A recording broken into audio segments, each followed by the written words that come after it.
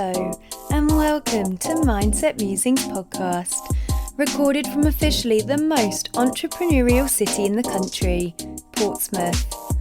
Ben Miles, co-founder of one of the UK's largest music festivals, and Cy Gardner, co-founder of one of the Hot 100 and fastest growing recruitment companies in Britain, search far and wide for what drives the most successful people from their chosen sectors: business, leadership, sports, and media.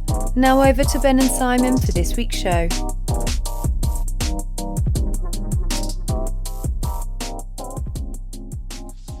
Just before we introduce this week's guest, just a quick chat on the format of the show. We're going to introduce each guest with a bit more of a conversational feel, and that's thanks to some great feedback from obviously from you guys. So new way of introducing the show there, Ben. Yes, I like it. Learning on the job, Simon. That's what it's all about. Practicing what we preach. Yes, indeed, and we do preach. That's for sure.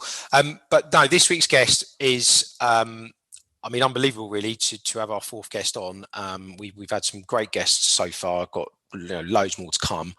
But from the music industry, hugely influential person.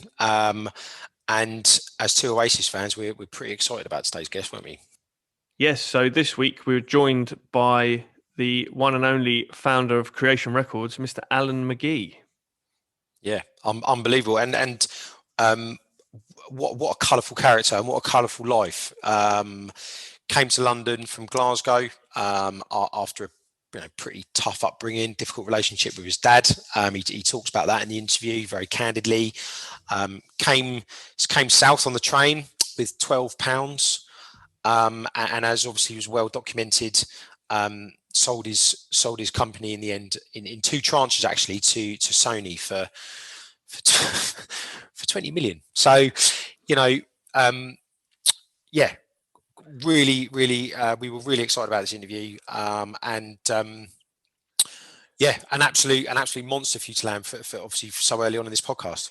Yeah, and Alan in his own right is a extremely successful businessman, as you just mentioned, as well as the music, but he is a true music fan, and he brought some great bands through: Jesus and Mary Chain, Primal Scream, Super Furry Animals. The list is endless. We'll touch on them in the show notes with a link to Alan's previous work. But fantastic insight, especially for myself, being in the music world.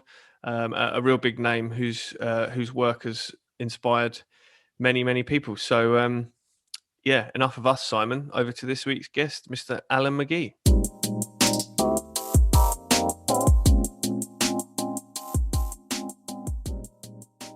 Our guest this week is former head of Creation Records, the one and only Mr. Alan McGee. Alan, welcome to the Mindset Musings podcast. Hey, Ben. Alan, so first question for you. Where and when did your love of music first develop? Well, I was just a fan. I mean, I'm still a fan, really, Ben. I'm a total fan, to be honest. And I was lucky. The one thing that's made me be able to continue doing music my entire life, really, is that I never stopped being a fan. I mean, I've made for my friends in the last 2 days something like 7 playlists on Spotify. I've been doing that my entire life. Do you know what I mean? And then I listen back to them, and I walk a lot. I either do meetings. Everybody's had to change their work day around because of Corona. But I walk around either London or here in Wales, as you can see. There you go. That's my view. Oh, lovely. There you go. Got a big mad house in the Welsh countryside. Yesterday I walked for 15 miles down here playing music, and then I do business. I have 3 or 4 meetings on the phone as I'm walking, and that's just how I do my business now. I never used to be this healthy. I've now lost 40 pounds and blah blah blah. But I suppose that's the one good thing with the lockdown, that everybody got a chance to sort themselves out. And a lot of people did. Yeah, that's it. So what is it you love about music, Alan? I suppose the way it makes me feel. I suppose it's just it gives me an optimism about life. Uh, in a nutshell, probably that. Yeah, Alan. So obviously, I'd like to ask you about the early days of promoting gigs. You know, what was that like? Um, well, I didn't know what I was doing, to be honest, mate. You know, I mean, I just put on some shows, and people showed up, and I was totally clueless, to be honest, how I did it. I mean, I'd come down to London with no money when I was 19. I had a terrible relationship with my parents, with my father in particular, who, you know, you know, battered absolute fuck out of me. So I hadn't lived at home since I'd been 16. At 19, I was working on a building site in Glasgow. I couldn't really think of a good reason not to come down to London, but I didn't hold any hopes out that it would work out. I came down. I fluked a squat. You could have squats back in these days, and got a squat, and from there, you know, I started a club about 6 months later called the Living Room, and I just was good with music, guys. I put on this band called the Television Personalities, who were popular. They had barely done any shows, but they put out this record, Part Time Punks, and John Peel had blasted it. They weren't even a real band at that point, and it sold about 100,000 copies. They hated managers and music business and promoters. They knew me. They said, "Put us on." I put it on in a room above a pub, and 200 people came. So again, it was just because I was a music fan and I could talk to people, and they gave me their first or the second ever gig, and 200 people showed up, and I kind of taught myself how to do it, you know, from that point. But I suppose I must have had, if that's your like first gig you ever put on and you get 200 people, I must have had something that I knew what was good, you know. Yeah, that really resonates with me actually, Alan, because that's how I started out back when I wasn't even old enough to go in pubs. Yeah. Putting on gigs for 60 odd people in the rooms above pubs, and Yeah. fly posting and doing the door myself, and so Yeah. from Well, then you sound exactly like me, Ben. That was me in 1981 in London, putting on gigs, and 20, and it kind of did well. For a 20-year-old kid, guys, I was making about £700 or £800 a week off of putting these kind of bands on, like the Nightingales, the Television Personalities, the Membranes, the Mekons, the Jazz Butcher. I mean, all these bands, and then Creation got its first. All the bands that I then went on to sign were like, you know, Primal Scream, the Jason Mary Chain. They were all support bands at the Living Room and the Loft, the Jasmine Minks, you know. And I signed up all the little bands that would be the supporting acts, and that's how I did it. So, what was your drive and motivation to start Creation Records? In a nutshell, not to have a real job. That's a good answer. That's a very good answer, Alan. It's an honest answer. Yeah, it is, yeah. And obviously, Alan, during that time, you know, the obviously the list of bands that you've managed are huge, and obviously Oasis being the ones that Ben and I are big fans of. But you know, how did you deal with such big personalities at the time, and you know, what sort of mindset did you have to kind of take on to deal with such creative people? Well, just before we get into the question, just to be straight with you, I did manage nearly all the bands, but I didn't manage Oasis. But I did sign them for records, and I did sign the publishing, which you could argue was the better part of the deal, really, to be honest. But all the other bands, yeah, I probably managed them. Yeah, I suppose I was signing big characters, awkward people, mavericks, I suppose. Whether they were going to ever make money or not was a debate, but they were all full-on characters, and that's the people that I signed. And and you could argue that I'm still doing it today with Sean Ryder and John Power and James in Las Vegas. I'm still Kyle Faulkner. I'm still got these kind of wild people that I still manage. I don't know. I'm not doing that deliberately, but maybe that's the thing. But musically, it's more important than music, guys. I think there was most of Creation Records. I only ever signed the same band, which was a band a bit past punk musically. And if they had been born in, if they'd been born in the late 50s sort of thing, they would have been part of the punk scene. But they were born 5 or 6 years later. So they were part of my creation scene. But essentially, they were just kind of spiky post-punk characters that were like maybe a bit more musically developed than the punk bands, arguably, but they were kind of the same people, Yeah. And how did you sort of decide who to allocate your time and resources to, during those early times of that label? Well, some of it is where the money is. And if the Jason Mary Chain are blowing up, then you allocate your time to Jason Mary Chain, which is just business, isn't it? I'm sure you guys are like that. Wherever the money is, you got to look after that particular part of it. But some of it was just with Primal Scream. It was just it literally was, just something that I was obsessed with because I'd grown up with them, and part of breaking Creation was to break Primal Scream. You know what I mean? Alan, it's known that you went through a bit of a period living an excessive lifestyle, which got a bit too much for you at one point. How did you conjure up the mental strength to come through that tough period? I just got sober, mate. It's not a complicated process. It's like you just got to stop, taking drugs and stop getting pissed. You know what I mean? I don't think it's particular to rock and roll or bands or music. I think it's just this, I think there's lots of people with normal fucking jobs drink too much and like, I've got a drug habit as well, How did it feel for you personally, Alan, then when you first sold part of the ownership of Creation onto Sony, I believe it was?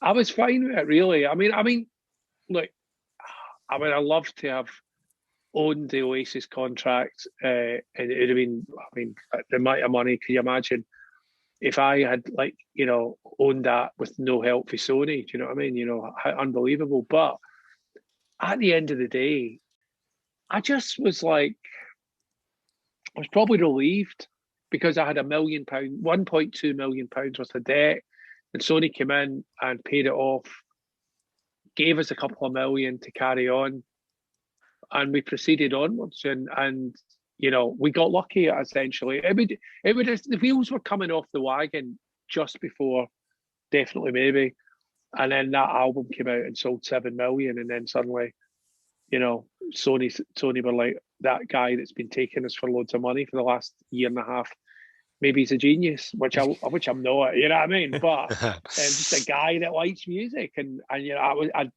hit a purple patch early 90s where almost everything I signed kind of got in the charts, you know what I mean, for 3 or 4 years, you know what I mean? We've often spoken on this podcast and elsewhere about the mantra that luck is when preparation meets opportunity. Do you believe in that? And do you believe that to be true for when you first saw Oasis at King Tut's, for example? I think I was the only person that was going to get it, ultimately, really. And luckily they found me and I found them. But I think I think what happened is, I'm a fucking geek, guys. I'm not cool. I've never been fucking cool in my life, right? And I just was obsessed with a certain type of thing, and it came out with the Mary Chain, and then it came to the House of Love and the Valentines, and then it came to Ride and all the shoegaze stuff. Primal Scream popped in the middle of it. Fan Club popped in the middle of it. Sugar popped in the middle of it.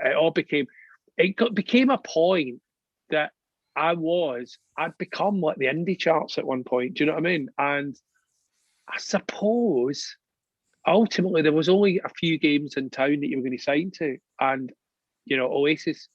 And I was about. I mean, I found Oasis on a bank holiday Sunday night. What A&R man is frequenting King Tut's in Glasgow, right? It's a dump, right? I've been to King Tut's. It's good. Right, all right, you know then, right? King Tut's on a Sunday night bank holiday, and I'm there. So you make your own luck, guys. I mean, do you know what? It's like if I hadn't been there, maybe they would have ended up getting signed, or maybe they would have got signed and somebody. I think I was the right person at that point to put that band's records out because I didn't fuck with it. I let it be what it is. Do you know what I mean? Yeah. And that's why it blew up. Yeah, no, and thank goodness it did because what a legacy it's left behind. We know you obviously for great successes like Jesus and Mary Chain and Primal Scream, but Oasis are notably one of the biggest acts of all time that you were involved with, like we just mentioned. What was it like in those early years when they were experiencing that stratospheric success and the Nebworth concerts? What was that like? It was amazing. I mean, look, it's an incredible time. I'd got sober, in early '94. I was young, 33. I'd been absolutely off my nut for 6 or 7 years before that. And it was a great time. I'd got sober. My band were number one everywhere. It was like fucking great. It doesn't probably get any better than that until you start having kids, and then that is better than that. You know what I mean? Yeah, I've spoken before to people. You'll probably resonate with this with like the Main Road gig and Nebworth for us doing the festival. The buzz you get from that, you can't put that into words. That feeling. Yeah, it was amazing. I mean, it was an amazing time. Do you know what I mean? Absolutely amazing time. Alan, do you realise that you're held in such high esteem by so many people, or do you just see yourself as a normal guy from Glasgow? Honestly, I, for my own sanity, I just see myself as a guy that does music and people are kind of interested in, but that's about it. That's the way I deal with it. I don't know if it's even true, my own perception of myself, but it kind of works for me because I don't. I mean, I've had my moments of being up my own arse, guys. I'm not saying, do you know what I mean? But in recent times, I've been cool as a cucumber, and that's good, and I want to keep it that way. Do you know what I mean? Yeah, no, that's understandable. I mean, the idea, and especially now with everything that's going on politically, and the whole thing about you can't actually say what you fucking think and stuff like that. I just think it's good just to fucking keep straight on, you know what I mean? And that's what I'm trying to do, you know what I mean? I'm humble, genuinely humble, but the way that I make sense of it, I mean, I've got the film out and everything, guys, but it's like the way I make sense of it is just I'm just a wee guy from Glasgow doing music, and it seems to work for me, so I ain't changing it. Yeah, no, good on you, Alan. There's a reference in the film, The Creation Stories, which we'll obviously put a link to in our show notes, where your character states, I've given my favourite toy to the big boys around when you finally finished with Creation and sold up. So how did that feel at the time? And now looking back, do you feel any different about that time, or do you still feel the same? It was the right thing? No, listen, half of that film was just Irvin Welsh. Yeah. I wish I was as cool as some of the things that the character in the film says. I'm not.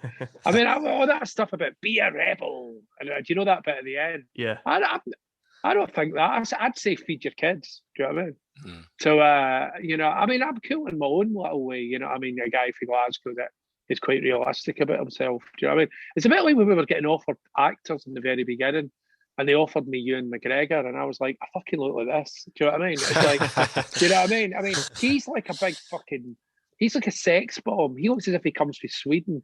I'm a wee guy from fucking Govan Hill in Glasgow.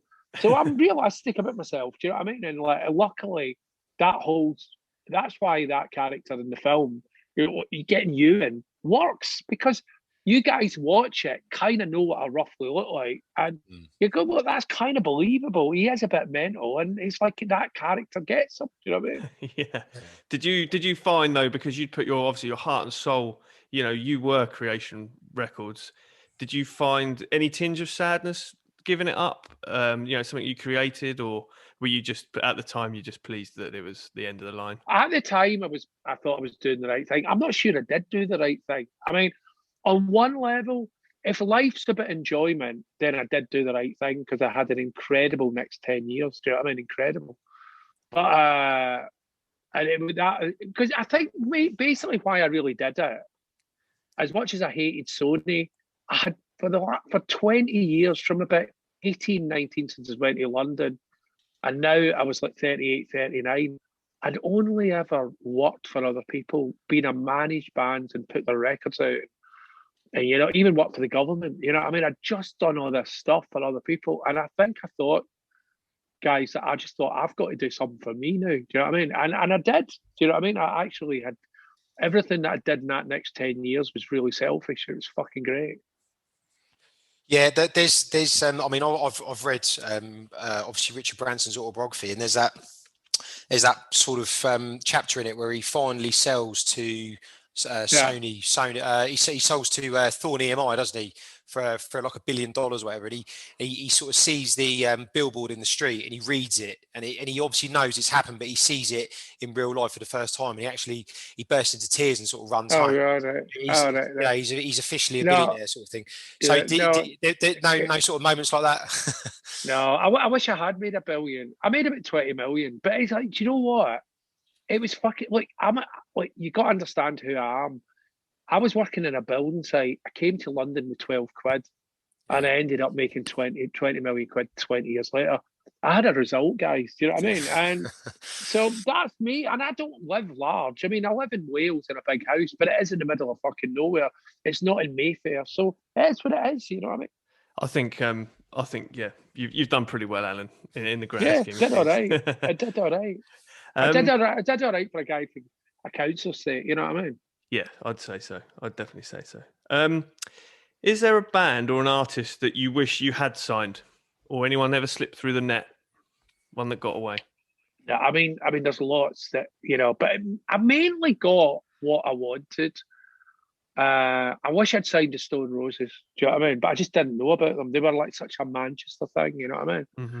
And but I mean, it is what it is. I mean, like, I'll take the bands I had. You know what I mean? I mean, there were some great bands. Yeah, it's an impressive roster that you had. What would you say was the highest point of your career so far, anyway? Literally, when I took 36 E's and ended up in bed for 10 days after it, thinking I was going to die. That was Christmas 1993. Do you know what I mean? That actually happened. Because I know you think I'm lying, but I didn't know what I was doing again. And I was snorting pure MDMA powder as if it was like coke. That wasn't a good ending. Do you know what I mean? It was like, and that was the beginning of the descent into drug hell, I suppose. You know what I mean? Now, what's the biggest? I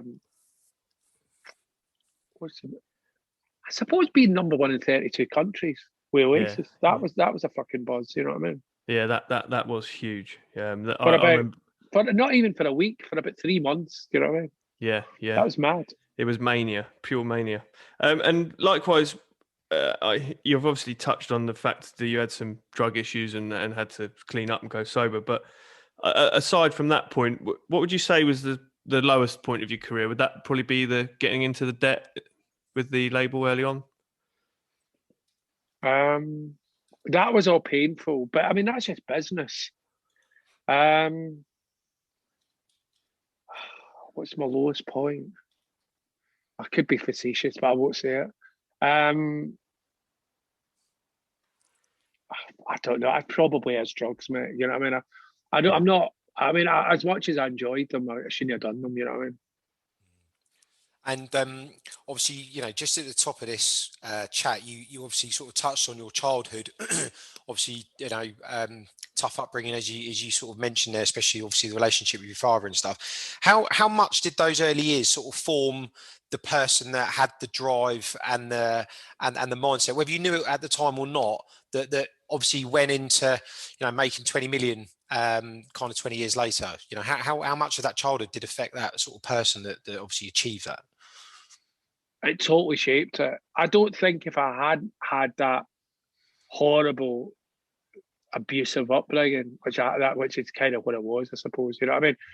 I would have been. I know that I came out of Glasgow like a fucking rocket. You know what I mean? Yeah. And and I was just going to stick it to absolutely everybody for a long, long, long, long, long, long time. You know what I mean?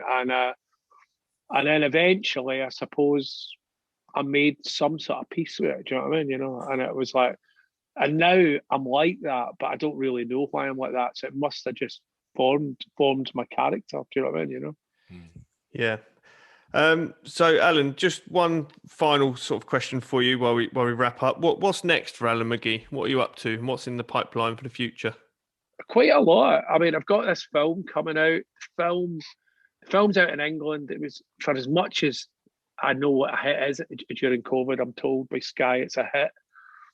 Don't know what that means really. I mean, probably means a lot of people watched it. It's come out in Australia.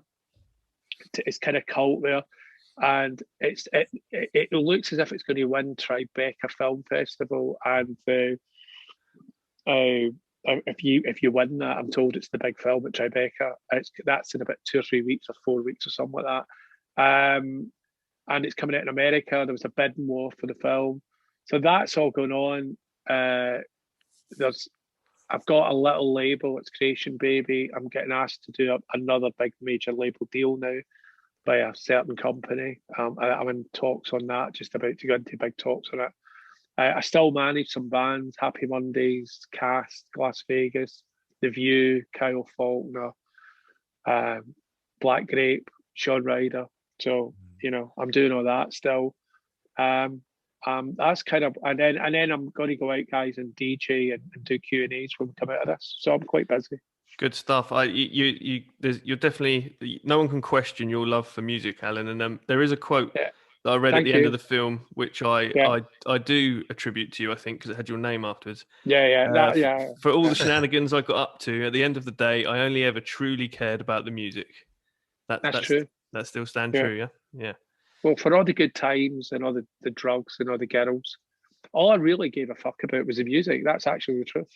Yeah, and that passion saw you go to some huge levels of success. So, Alan, thank you so much for joining us for this podcast chat. All right, mate. And all right, thanks, man. Well, I'll catch you at Victoria's.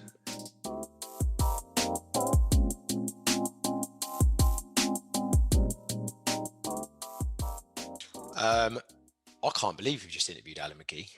Yeah, that was a pretty wow moment for me. I was going to say, I mean, we're both Oasis fans.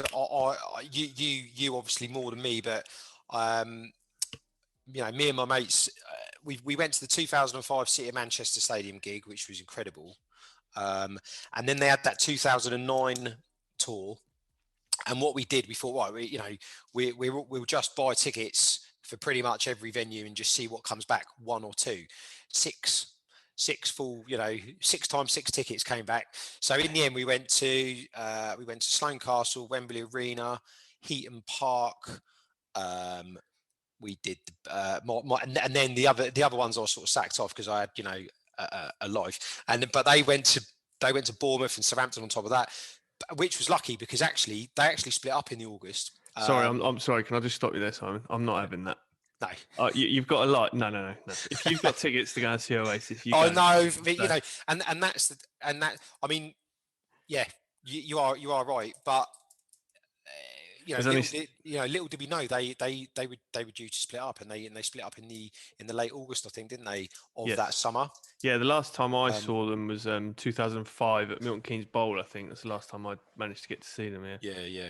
But what an incredible band, and you booked Noel Gallagher for your festival, Victorious. Victorious and Andy and Ian, our booker. Yeah. But as a collective thing, it's probably was one of the pinnacles of my career in doing events and putting the festival on.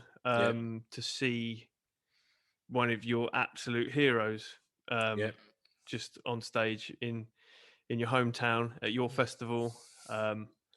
If you want to talk about a personal buzz, then that was definitely it for me. Yeah, totally. I mean, I was there as a punter that night, and our mutual good friend Paul, Oasis nut. Obviously, I was with him. I was with his girlfriend Holly.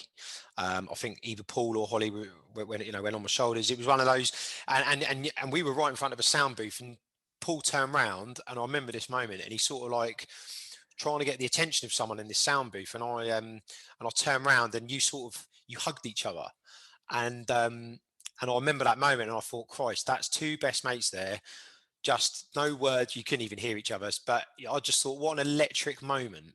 Champagne supernova, the whole common went blue, and I was like, I don't care how much this cost. This is must have been worth every penny, and it was an incredible moment for me to just see you two mates, like a hug sort of thing.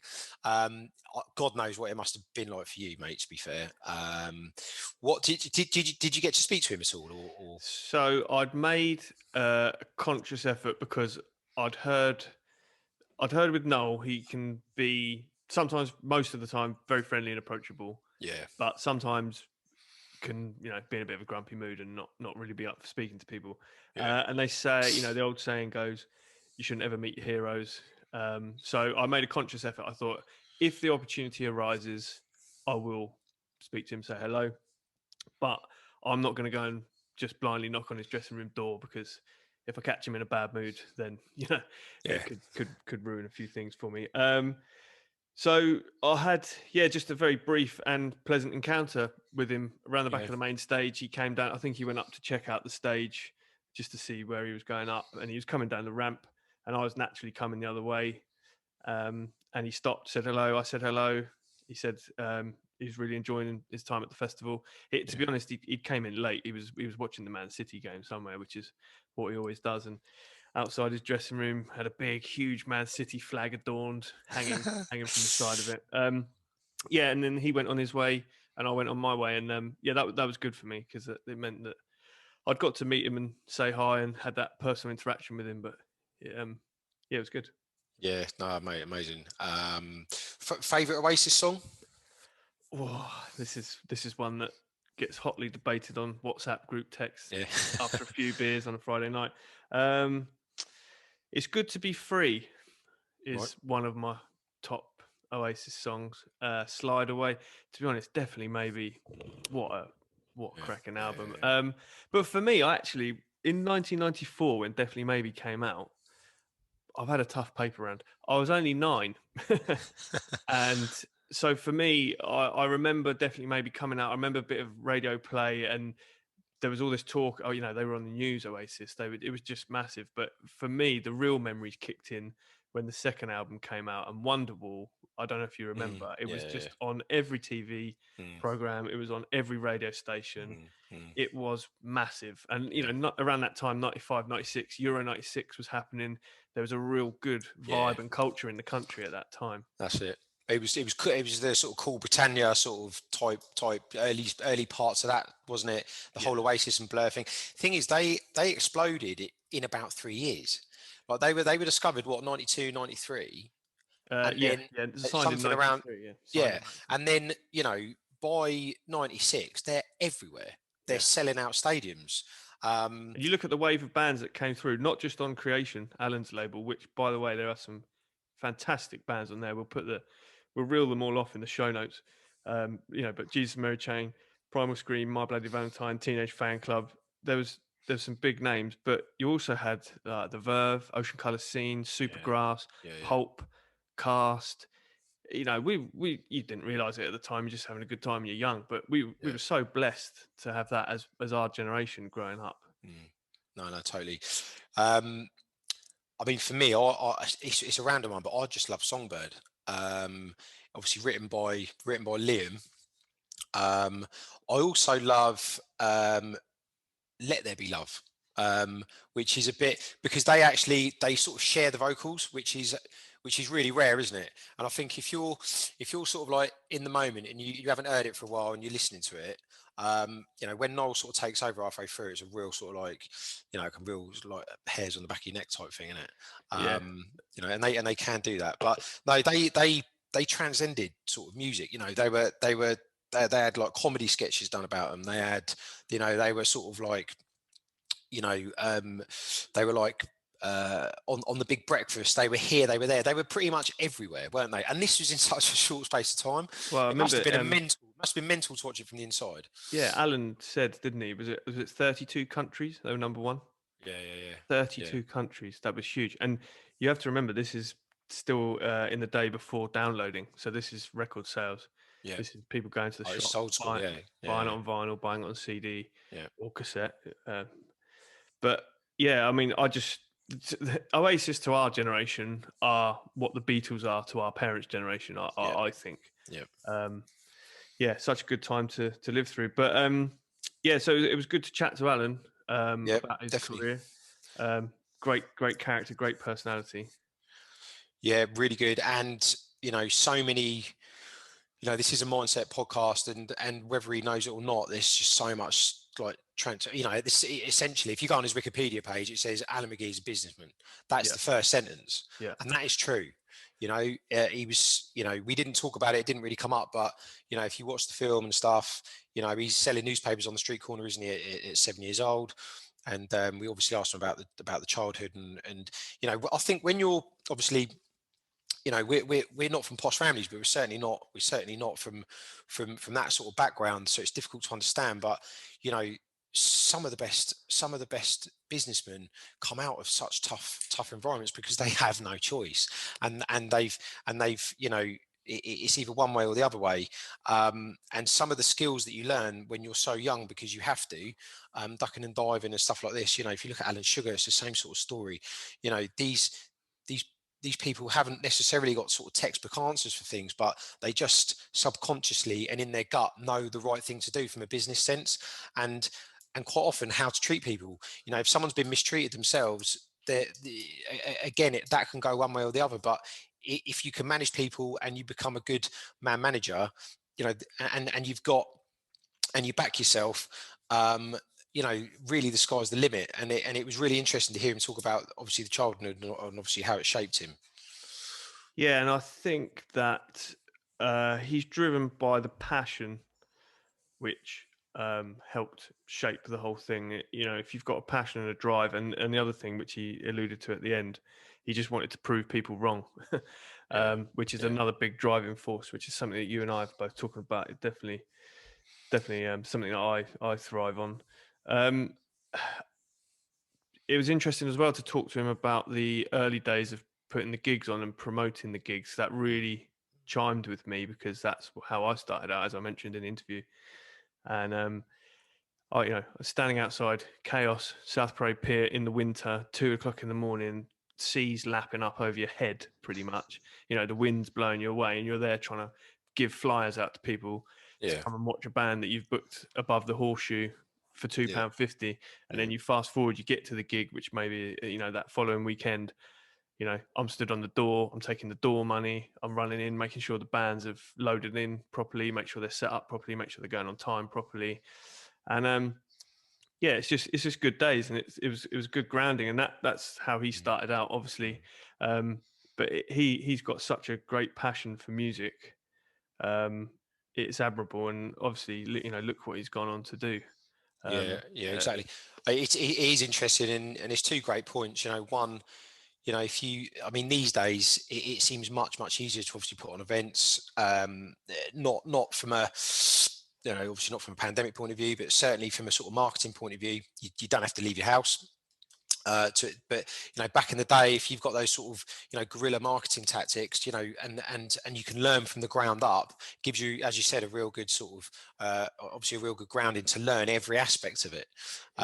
He made a good point as well when I was talking about the luck, as it were, around being in the right place at the right time.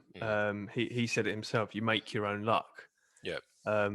Which I've heard that time and time again, and I'm a believer in that, to be honest. Totally. You had a point on that you wanted to chat about, didn't you? Yeah, well, it's just come up so many times during this podcast, hasn't it? Pretty much everyone we speak to has said, "Well, I was just in the right place at the right time." But as we know, the more times you put yourself in that place he talked about Sunday night. It's so easy to say, "I can't be asked tonight.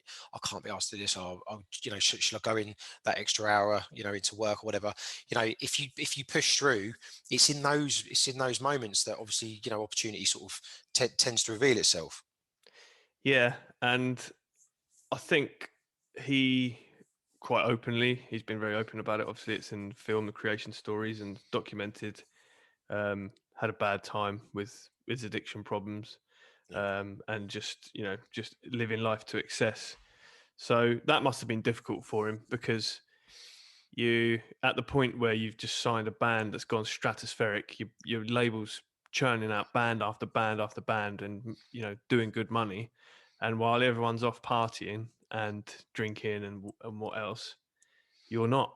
Yeah. So yeah. I can't even imagine being in that situation, really. So it's quite a unique thing. Another thing he mentioned right at the start, actually, was about he does a lot of walking. Obviously, I do a lot of walking. Yeah. And he does his phone calls and does his business phone calls while he's out walking, which is another thing I do.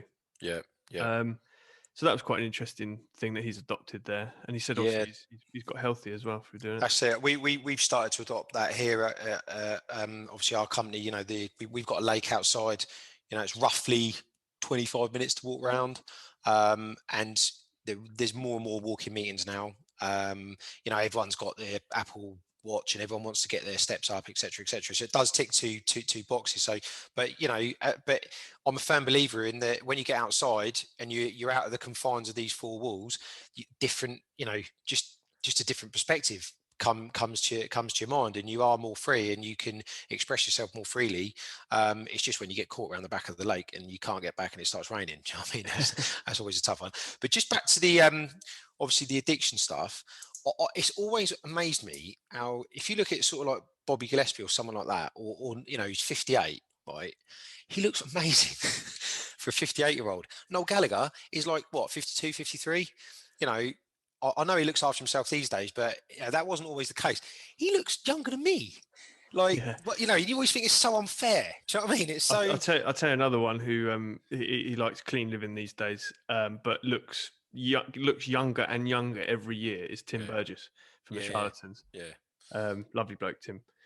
But another thing that really impressed me with Alan is that, as we said, he's obviously a businessman. He's grown creation, which was his baby, his passion, but he's also monetized it. Everyone has to earn a living. As he said, you've got to feed your family. And he's kind of exited. He's gone full circle. He's had some great times and he's had some worrying, stressful times. But he's genuine. Like when I said about his quote, "I only ever truly cared about the music." Some people could maybe say, "Well, you sold for X million pound, and you're all right now. You're comfortable." But he just said to us, he's back. He's still managing bands. He's DJing. He's going to go out DJing. He's DJing. He's been paid £20 million, and he's going to go out DJing like that. So that's a sign of truth in what he says for me. Yeah, totally that. And the one lesson, if we could take one lesson from this, it's to specialize. It's to become a geek in something. If you look at any walk of life, it's the person that goes inch wide, mile deep, that people want to spend time around because they, and it's so accessible to find people like this now with social media. The more niche you become, the more the more easily you're found. You become a name in your sector, whatever sector that is, because you're so niche, and you become the expert. And what happens when experts are experts? They get paid for it, and the money and the success and all that will come later. It's becoming and finding the passion and just being led by the passion, which certainly obviously what Alan's got. Yeah, that's right. And just to sort of finish up really from the cultural perspective, and it was nice to chat to Alan off air actually, just to get my thoughts and feelings across to him. Is I just can't say thank you enough to him really for. I know what an effect those bands and his label had on my life and millions of other people across the world. And it was all because he had the dream and the passion, and he went and started it. So I can't thank him enough for that, really. And to have the chat to him today was just an absolute honour, really. That's it for another Mindset Musings podcast. Thank you for listening. We really do appreciate our listeners and the feedback that we receive. We hope you have either been entertained or gained something of value from the show. If you have, can we please ask you to leave us a 5-star iTunes review or a review wherever you feel is relevant. Please feel free to follow us on Instagram at mindset.musings. Our personal Insta handles are included in the bio. Drop us a DM. We'd love to hear from you. See you next time.